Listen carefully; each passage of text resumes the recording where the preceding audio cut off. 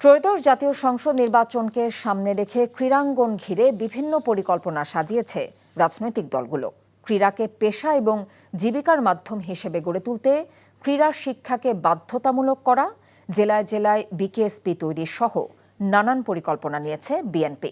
অন্যদিকে ৫ বছরের মধ্যে ৫০০ আন্তর্জাতিক ক্রীড়াবিদ তৈরির কথা জানিয়েছে জামায়াতে ইসলামী।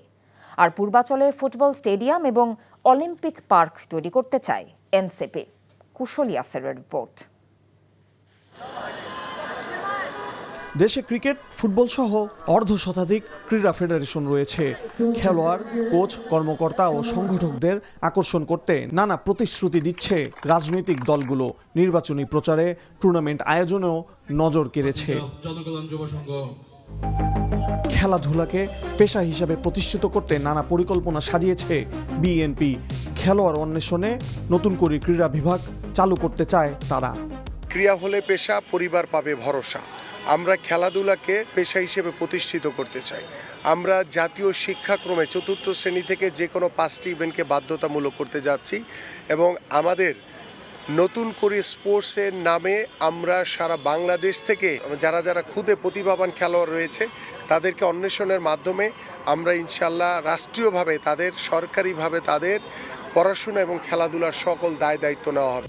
এদিকে আন্তর্জাতিক মানের ক্রীড়াবিদ তৈরি, পাশাপাশি স্পোর্টস সায়েন্স ইনস্টিটিউট প্রতিষ্ঠার পরিকল্পনা রয়েছে জামায়াতের। যুব এবং ক্রীড়া মন্ত্রণালয় বা বিভাগ যেটি আছে সরকারের, সেটাকে স্ট্রেনথেন করা, তাদের জন্য খেলাধুলা সহ তাদের স্বাস্থ্য, তাদের চিন্তার বিকাশ, তাদের মেধা এবং মননের বিকাশের জন্য যে সমস্ত ইতিবাচক কর্মসূচিগুলো নেওয়া উচিত এটা আমরা চিন্তা করেছি। আমরা দেখেছি যে বিদ্যমান কাঠামোতে যে সমস্ত বিষয়গুলো আছে যদি সেটা যথার্থভাবে প্রয়োগ করা হয় এবং যুবক তরুণরা বা ছাত্রছাত্রীরা যদি সুযোগ পায় এগুলোতে অংশগ্রহণের, তাইলে একটা বিরাট বড় স্কোপ সেখানে আছে। অন্যদিকে নারী পুরুষ সমান সুযোগ নিশ্চিত করা ছাড়াও নতুন বিশেষায়িত বিকেএসপি তৈরি করতে চায় এনসিপি। খেলার মাঠ তৈরি করা এবং প্রশিক্ষণের ব্যবস্থা করা, যারা ভালো তাদেরকে সুযোগ করে দেওয়া, সেই ধরনের ট্রেনিং সেন্টার, এরকম পরিকল্পনা রয়েছে। ডিটেইল ইশতেহার হয়েছে একটা, আর আমরা 36টা পয়েন্ট দিচ্ছি প্রায়োরিটি লিস্ট। সেখানে আমরা তরুণদের জন্য কর্মসংস্থান থেকে বেশি প্রায়োরিটি দিচ্ছি, বাট স্পোর্টসের বিষয়ে আমাদের পরিকল্পনা আছে।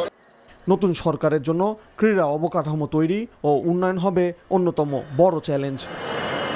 ক্রীড়াঙ্গনকে ঢেলে সাজাতে আলাদা আলাদা পরিকল্পনা থাকলেও ক্রীড়াবিদ ও সংগঠকদের মূল্যায়নে রাজনৈতিক বিবেচনা নয়, পেশাদারিত্ব বজায় রাখতে চায় সব পক্ষ। কুশল ইয়াসির, এনটিভি নিউজ, ঢাকা।